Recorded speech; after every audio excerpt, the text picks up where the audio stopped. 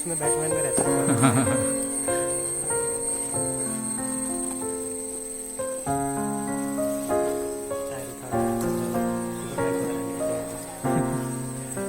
Pointless test करेगा Superman को हरा देगा।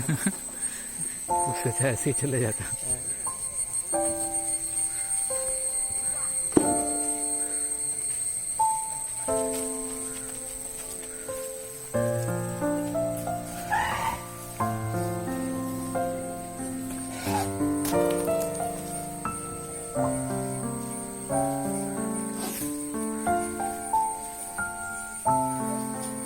बीच में घुस रहा।